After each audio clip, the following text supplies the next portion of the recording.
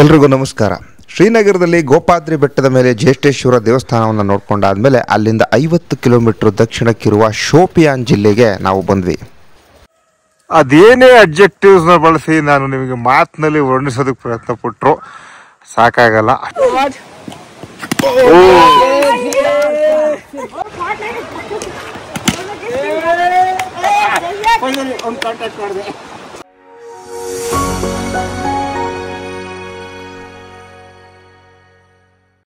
ಶ್ರೀನಗರದಿಂದ ಹೊರಟ ನಮಗೆ ಮುಂದಿನ 50 ಕಿಲೋಮೀಟರ್ ಹಾದಿಯುದ್ದಕ್ಕೂ ರಸ್ತೆಯ ಇಕ್ಕೆಲೆಗಳಲ್ಲಿ ಒಣಗಿದ ಸೇಬಿನ ತೋಟಗಳೇ ಕಾಣ್ತಾ ಇದ್ವು. ಹೌದು, ಒಣಗಿದ ಸೇಬಿನ ತೋಟಗಳು. ಯಾಕೆಂದರೆ ಈ ಸ್ನೋಫಾಲ್ ಟೈಮ್ನಲ್ಲಿ ಈ ಸೇಬಿನ ಮರಗಳ ಎಲೆಗಳೆಲ್ಲ ಉದುರು ಹೋಗಿರ್ತವೆ.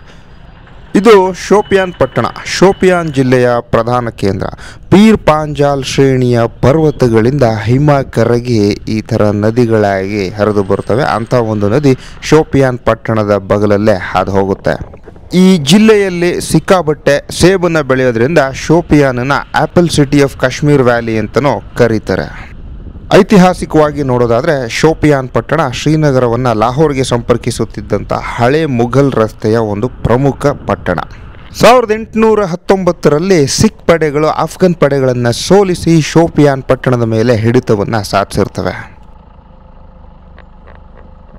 ಪಟ್ಟಣದಿಂದ ಆಚೆ ಬರ್ತಾ ಇದ್ದ ಹಾಗೆ ಪೀರ್ ಪಾಂಜಾಲ್ ಶ್ರೇಣಿಯ ಕೆಳಹಂತದ ಬೆಟ್ಟಗಳ ಸೌಂದರ್ಯವನ್ನು ಈ ಸಣ್ಣ ಪುಟ್ಟ ಹಳ್ಳಿಗಳಲ್ಲಿ ನಿಂತುಕೊಂಡು ಆಸ್ವಾದಿಸಬಹುದು.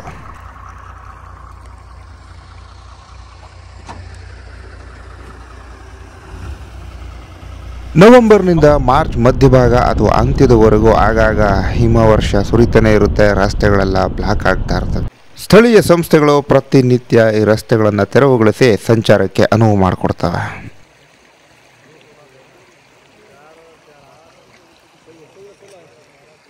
ಕಾಶ್ಮೀರ ಕಣಿವೆಯ ಅಸಲಿ ಸೌಂದರ್ಯವನ್ನು ತನ್ನೊಡಲಲ್ಲಿ ಕಟ್ಟಿಕೊಂಡಿರುವ ಶೋಪಿಯಾನ್ ಪ್ರದೇಶದಲ್ಲಿ ಅನೇಕ ಜಲಪಾತಗಳಿದ್ದಾವೆ, ಅರಣ್ಯಗಳಿದ್ದಾವೆ, ಹಾಗೆ ವನ್ಯ ಸಂಕುಲವೂ ಇದೆ. ಇಲ್ಲಿ ಎಷ್ಟೊಂದು ವೈಲ್ಡ್ ಲೈಫ್ ಸ್ಯಾಂಕ್ಚುರಿಗಳಿದ್ದಾವೆ.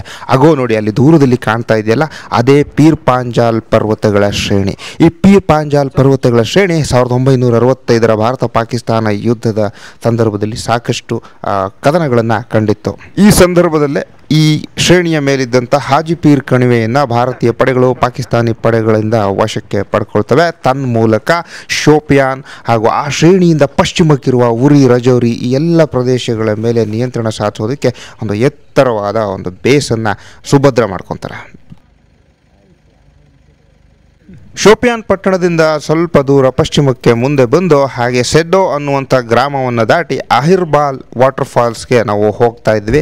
ದಾರಿಯುದ್ದಕ್ಕೂ ಹಿಮ ಬಿದ್ದಿತ್ತು. ಆ ಹಿಮವನ್ನು ತೆರವುಗೊಳಿಸಿದ್ರಿಂದ ಒಂದಷ್ಟು ದೂರ ಹೋದ್ವಿ. ಆದರೆ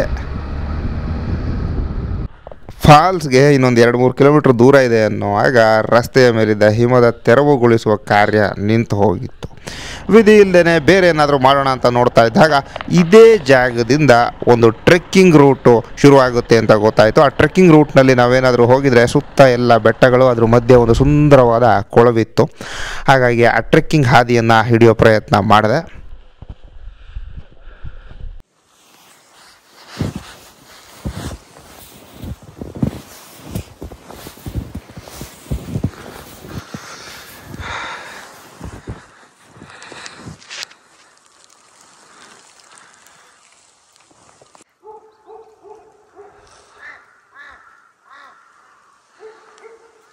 ಅದೆಲ್ಲ ನಾನೇ ಇಟ್ಕೊಂಡು ಬಂದಿರುವಂಥ ಹೆಜ್ಜೆ ಗುರುತು.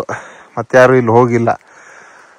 ಹಿಮ ಹೊದ್ದ ಪರ್ವತಗಳ ಮೇಲಿನ ಒಂದು ಸುಂದರವಾದ ಹಳ್ಳಿ ಇದು ನೋಡಿ. ಮನೆಗಳು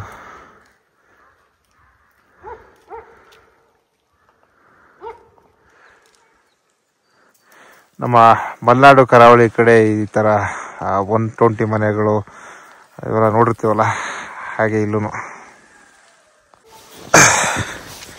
ನನ್ನದೇ ಹೆಜ್ಜೆ ಗುರುತುಗಳ ಮೇಲೆ ಮತ್ತೆ ಹೆಜ್ಜೆಗಳನ್ನು ಇಟ್ಕೊಂಡು ವಾಪಸ್ ಹೋಗ್ತಾ ಇದ್ದೀನಿ. ಇವತ್ತು ಇಲ್ಲಿ ಈ ಜಾಗದಿಂದ ಮುಂದಕ್ಕೆ ಯಾರೂ ಹೋಗಿಲ್ಲ. ನಾನು ಈಗ ಒಬ್ಬನೇ ಇರೋದ್ರಿಂದ ರಿಸ್ಕ್ ತಗೊಳ್ಳೋದಕ್ಕೆ ನಾನು ರೆಡಿ ಇಲ್ಲ ಮುಂದೆ ಹೋಗಿ. ಯಾಕೆಂದರೆ ಐಸು ಎಷ್ಟೆಷ್ಟು ಉದ್ದ ನಿಂತಿರುತ್ತೋ ಹಾಗೆ ಆ ದಾರಿನಲ್ಲಿ ಎಲ್ಲೆಲ್ಲಿ ಗುಂಡಿಗಳಿರ್ತಾವೋ ಗೊತ್ತಾಗಲ್ಲ. ಬಂದ ದಾರಿಗೆ ಸುಂಕವಿಲ್ಲ. ನಮ್ಮ ಕಾರಿನ ಚಾಲಕರಿಗೆ ನಿಧಾನಕ್ಕೆ ಬರೋದಕ್ಕೆ ಹೇಳಿ ನಾನು ವಾಪಸ್ಸು ಸೆದ್ದೋ ಗ್ರಾಮದತ್ತ ನಡ್ಕೊಂಡು ಹೋಗೋದಕ್ಕೆ ಶುರು ಮಾಡಿದೆ. ನೋಡಿ ಬೆಳಗಾನ ಹಿಮ ಬಿದ್ದಿದೆ. ಬೆಳಗ್ಗೆ ಈ ರಸ್ತೆಗಳನ್ನು ಹಿಮದಿಂದ ತೆರವುಗೊಳಿಸಿದ್ದಾರೆ. ನೋಡಿ ಮನೆಗಳ ಮೇಲೆ ಆಲ್ಮೋಸ್ಟ್ 1-1.5 ಅಡಿ ಐಸ್ ನಿಂತಿದೆ. ಬೆಳಗಾನ ಹಿಮವರ್ಷದ ಕಾರಣದಿಂದಾಗಿ ಈ ಮನೆಗಳ ಮೇಲೆ ಕುಳಿತಿರುವಂಥ ಈ ಐಸ್ನ ಹೇಗೆ ಆ ಚಿಕ್ಕ ಹುಡುಗ ತೆಗೆದಾಗ್ತಿದ್ದಾನೆ ಅಂತ ಮನೆಯ ರೂಫ್ ಮೇಲೆ. ಇದೊಂದು ರಿಮೋಟ್ ವಿಲೇಜು ಶೋಪಿಯಾನ್ ಪಕ್ಕದ ಜಾಗದಲ್ಲಿ.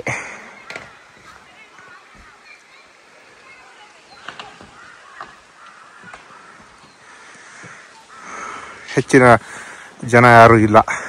ನಾನು ಆಗಲೇ ಹೇಳಿದಾಗೆ ಟೂರಿಸ್ಟ್ ಜಾಗಗಳಿಗೆ ನಾನು ಬರೋಲ್ಲ, ಯಾಕೆಂದರೆ ಇಂಥ ಒಂದು ನೀರವತೆಯಲ್ಲಿ ನಾನು ಕಳೆದು ಹೋಗೋದಕ್ಕೆ ಇಷ್ಟಪಡ್ತೀನಿ. ಕಾಶ್ಮೀರದಲ್ಲೂ ಸಹ ಈ ಅವಕಾಶ ನನಗೆ ಸಿಕ್ಕಿರೋದಕ್ಕೆ ದೇವರಿಗೆ ತುಂಬ ಥ್ಯಾಂಕ್ಸ್ ಹೇಳ್ತೀನಿ ನಾನು. ಸೆತೋ ಅನ್ನುವಂಥ ಊರಿನಲ್ಲಿ ಈ ಹುಡುಗರುಗಳ ಜೊತೆ ಕ್ರಿಕೆಟ್ ಆಡೋಕ್ಕೆ ಬಂದಿದ್ದೀನಿ. ರೋಡ್ನಲ್ಲೇ ಕ್ರಿಕೆಟ್ ಆಡ್ತಾ ಇದ್ದಾರೆ ನೋಡಿ. ಆ ಐಸ್ನಲ್ಲೇ ಕ್ರಿಕೆಟ್ ಮಾಡ್ಕೊಂಡವ್ರೆ. ಕಾಶ್ಮೀರ್ ವಿಲ್ಲ ಇಲ್ಲೇ ಬೆಳೆಯೋದು, ವಿಲ್ಲ ಇಲ್ಲೇ ಬ್ಯಾಟ್ ಮಾಡೋದು. ನಾನು 1-2 ಬಾಲ್ ಆಡ್ಕೊಂಡು ಹೋಗೋಣ ಅಂತ ಅನಿಸ್ತಾ ಇದೆ.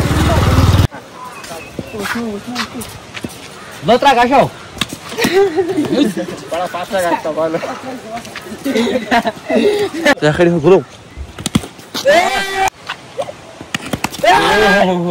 ಸ್ವಿಂಗು ಬೇಸು ಎಲ್ಲ ಮಾಡ್ತಾನೆ, ಆಡೋಕೆ ಆಗ್ತಾನೆ. ಒಂದು ಬಾಲ್ ಒಂದು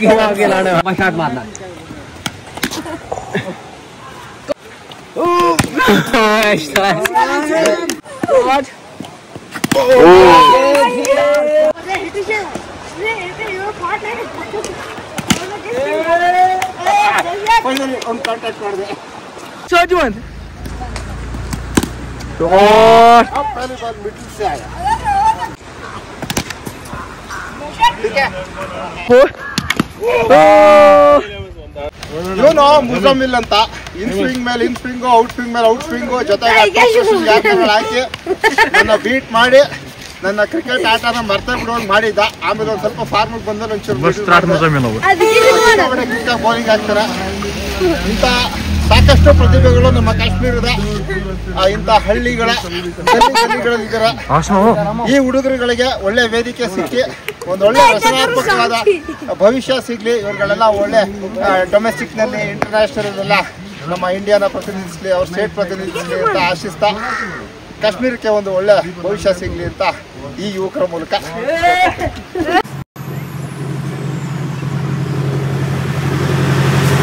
ಪೀರ್ ಪಾಂಜಾಲ್ ರೇಂಜು ಮತ್ತು ಗ್ರೇಟ್ ಹಿಮಾಲಯನ್ ರೇಂಜ್ನ ನಡುವೆ ಇರುವಂಥ ಈ ಕಣಿವೆ ಇದೆಯಲ್ಲ, ಇದನ್ನೇ ನಾವು ಕಾಶ್ಮೀರ ಕಣಿವೆ ಅಂತ ಕರಿತೀವಿ. ಇದೇ ಕಣಿವೆಯಲ್ಲಿ ಶೋಪಿಯಾನ್ನಿಂದ 35 ಕಿಲೋಮೀಟರ್ ಪೂರ್ವಕ್ಕೆ ಬಂದರೆ ಅನಂತ್ನಾಗ್ಗೆ ತಲುಪ್ತೀವಿ. ಅಗೋ ಆ ದೂರದಲ್ಲಿ ಕಾಣ್ತಾ ಇದ್ದಾವಲ್ಲ ಆ ಪರ್ವತಗಳೆಲ್ಲ ಸೇರಿ ದಿ ಗ್ರೇಟ್ ಹಿಮಾಲಯನ್ ಪರ್ವತ ಶ್ರೇಣಿ ಅಂತ ಕರೀತಾರೆ. ಇವು ಇಲ್ಲಿಂದ ದೂರದ ಅರುಣಾಚಲ ಪ್ರದೇಶದವರೆಗೂ ಹಬ್ಬಿದ್ದಾವೆ.